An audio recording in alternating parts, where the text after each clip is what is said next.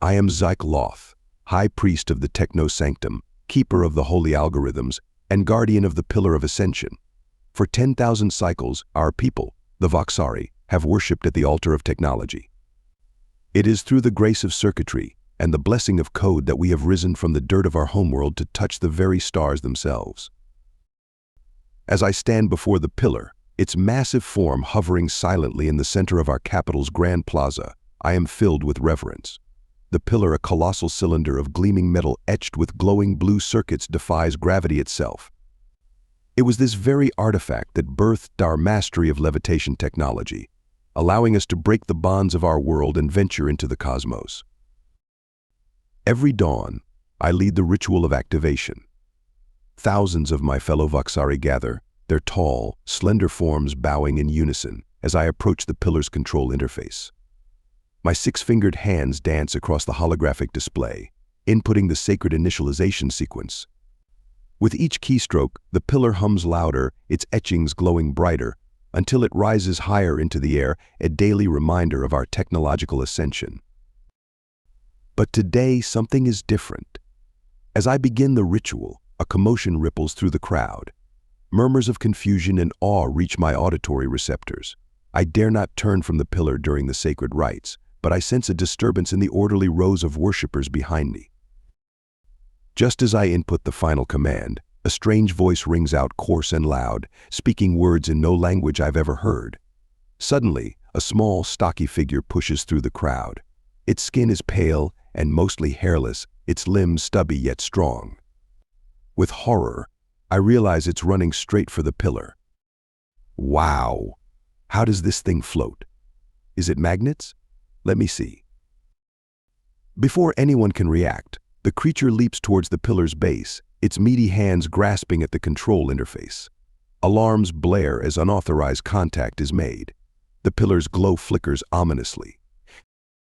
Oops, the creature says. Its odd, flat face contorting into what I will later learn is an apologetic expression. In that moment, 10,000 cycles of technological worship are undone.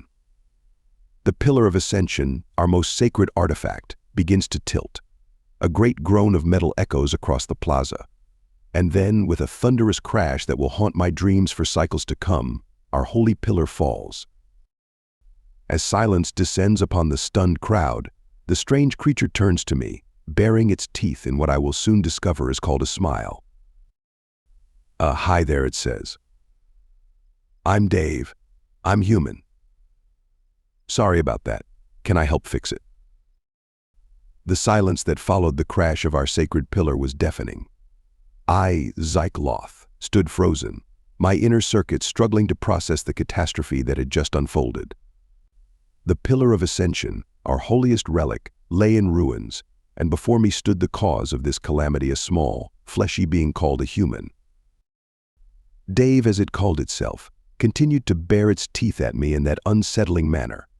Its offer to help fix it echoed in my audio receptors, a phrase so inadequate it bordered on blasphemy. Finally, I found my voice. Seize the defiler, I commanded, my words cutting through the shock that had paralyzed my fellow Voxari. As if awakening from stasis, the crowd surged forward. But to my astonishment, the human moved with unexpected agility. It ducked and weaved, its stocky form surprisingly nimble, as it evaded the grasping hands of my brethren. Easy there, tall guys, Dave shouted as he rolled beneath the legs of a particularly large Voxari. I said I was sorry. Let's talk about this. But there could be no talk. No apology could undo this sacrilege. As the human neared the edge of the plaza, I raised my hand, activating the emergency containment field. A shimmering barrier of energy sprang to life, cutting off all exits.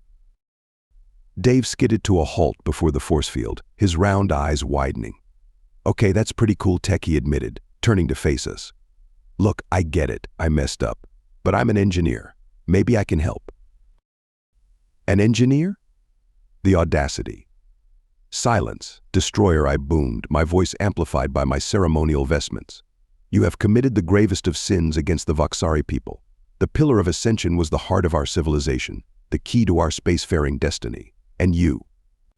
My voice broke, emotion overriding my usual stoic demeanor. You broke it with your clumsy, primitive hands." The human had the decency to look ashamed, its pale skin flushing a pinkish hue. "I really am sorry," it said softly. "I was just curious. On my world, we like to understand how things work. It's kind of our thing." As guards finally surrounded Dave, restraining him with gravitational tethers, I approached the fallen pillar. Its once pristine surface was cracked, the glowing circuitry dark and lifeless. Thousands of cycles of history and technological evolution rendered inert in a single moment of human recklessness. I placed my hand on the cold metal, and for the first time in my long life as High Priest, I felt doubt creep into my core processor. How could we recover from this? Our entire society was built around the pillar's miraculous technology. Without it, how would we maintain our interstellar empire? As these grim thoughts swirled in my mind, a commotion near the human caught my attention. Dave was gesturing wildly, speaking rapidly to one of the junior tech priests who had been examining the pillar's broken control interface. "And if you reverse the polarity of the neutron flow through that circuit there, you might be able to jumpstart the levitation systems," the human was saying excitedly. To my shock and horror, the junior priest's eyes lit up with understanding. "By the sacred source code," he whispered, "that might actually work." I rushed over, ready to berate my subordinate for listening to this blasphemous creature. But as I approached, I saw diagrams and equations flowing across the junior priest's portable holo display. They were crude, simplified, and yet there was an elegant logic to them that I couldn't deny. For the first time, I looked at the human, really looked at him, and saw not just a destroyer, but perhaps a key to our salvation. As the guards awaited my command, I found myself at a crossroads. Should I condemn this human to our deepest tech dungeons for his crimes? Or could his strange, chaotic approach to technology be exactly what we needed to restore our precious pillar? With the eyes of all Voxari upon me, I prepared to make a decision that would alter the course of our civilization forever. The sacred plaza had become a whirlwind of activity.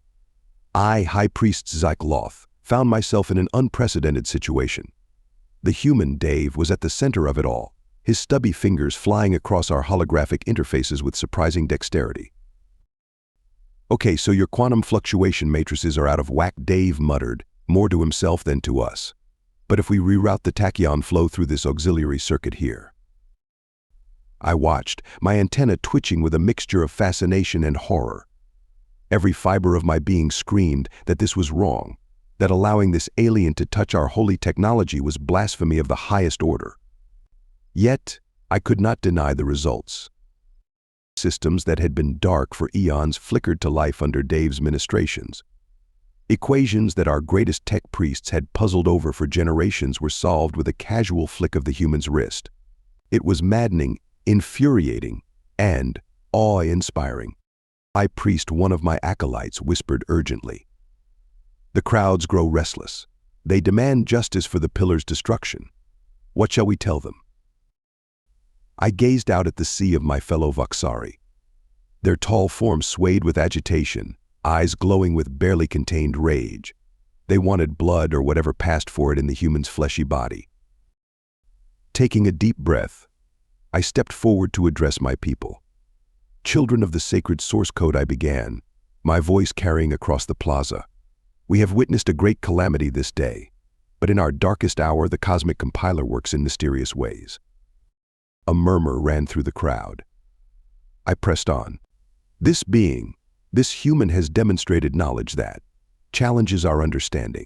In the interest of restoring our most holy relic, I have decreed that the human Dave shall be granted temporary dispensation to assist in the pillar's reconstruction." The plaza erupted in shocked outcries.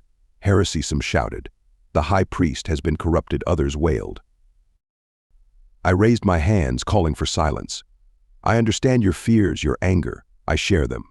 But our duty to the pillar, to the very foundation of our technological society, must come first.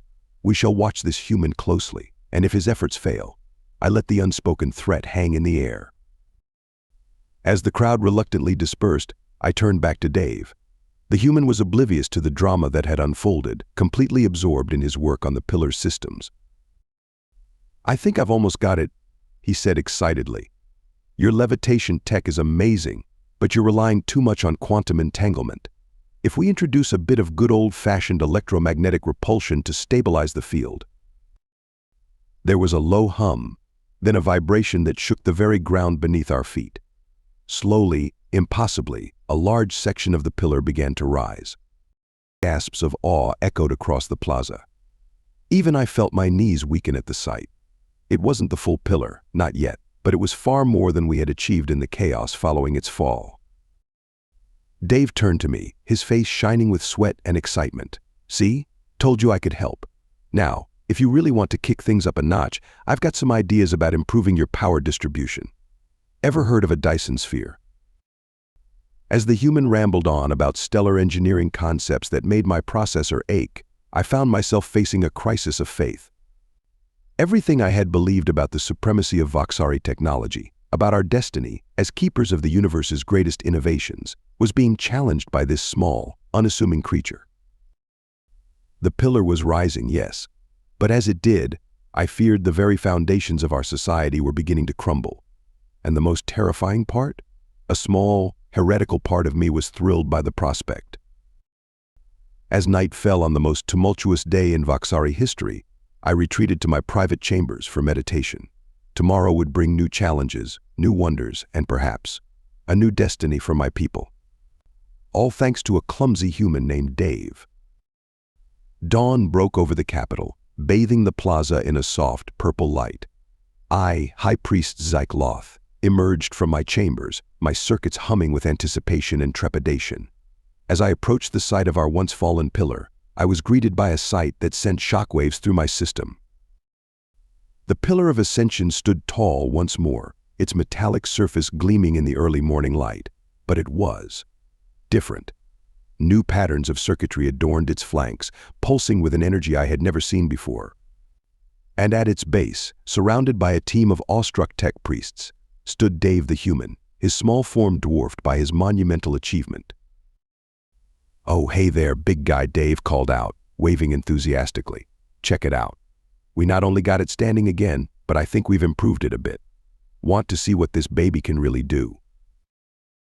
Before I could respond, Dave tapped a series of commands into the control interface. The pillar began to hum, its tone deeper and more resonant than I remembered. Suddenly, it wasn't just levitating, it was transforming. Sections shifted and reconfigured, revealing hidden chambers and mechanisms we never knew existed. "Ta-da," Dave exclaimed, gesturing proudly. "Turns out your pillar wasn't just for levitation. It's a fully functional space-time manipulator. With a few tweaks, you could use it for faster-than-light communication, matter teleportation, maybe even time travel. Though I'd be careful with that last one." I stood there, my vocal synthesizer failing to produce sound. Around me, I could hear the gasps and murmurs of the gathered Voxari. Some were crying out in joy, others in fear, and still others were debating the theological implications of this transformation. As if sensing my inner turmoil, Dave approached me, his expression growing serious. "Look, I know this is a lot to take in. On Earth, we have a saying, if it ain't broke, don't fix it. But we also believe that everything can be improved, even the things we hold most dear. Especially those things, actually." His words stirred something deep within my core processor. I found myself vocalizing thoughts that, just a day ago, would have been unthinkable. "To humans," I said slowly, my voice carrying across the now silent plaza, "nothing is sacred. Nothing made by them, at least. It seems this is a strength of theirs." I paused, looking out at my fellow Voxari, seeing the mix of emotions playing across their features. "It seems we, even we, have much to learn." Dave nodded, a small smile on his face. "That's the spirit. Look, I'm not saying you should throw away your beliefs or anything, but maybe there's room for a little innovation in your worship." As if to punctuate his words, the pillar pulsed with energy, projecting a holographic map of the galaxy. Stars and planets I had never seen before danced before our eyes, each one now potentially within our reach. In that moment, I made a decision that would alter the course of Voxari history forever. "Dave," I said, my voice firm with newfound purpose, "I hereby appoint you as our first alien tech oracle.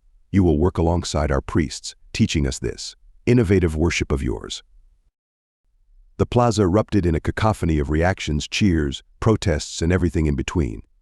But as I watched Dave's face light up with excitement, I knew in my core that this was the right path. "Awesome," Dave exclaimed. "First order of business, let's talk about upgrading your quantum computers. Have you guys ever heard of something called magic smoke?" As Dave launched into an explanation that was equal parts fascinating and terrifying, I gazed up at our transformed pillar of ascension. It was no longer just a symbol of our past achievements, but a beacon guiding us toward a future filled with unlimited potential. The Voxari had worshipped technology for 10,000 cycles. Now, with the help of a clumsy, brilliant human, we were about to embark on the greatest technological pilgrimage of all, a journey not just to the stars, but to the very limits of innovation itself. And I, High Priest Zyklloth, would lead my people on this grand adventure, with our new tech oracle Dave by my side. The universe, it seemed, had much more in store for us than we ever dared to imagine. Thank you so much for listening to this story. I hope you loved it. Please remember to subscribe if you did like it so you can see more videos like this. And please give us a like and a comment too. I'll see you in the next one.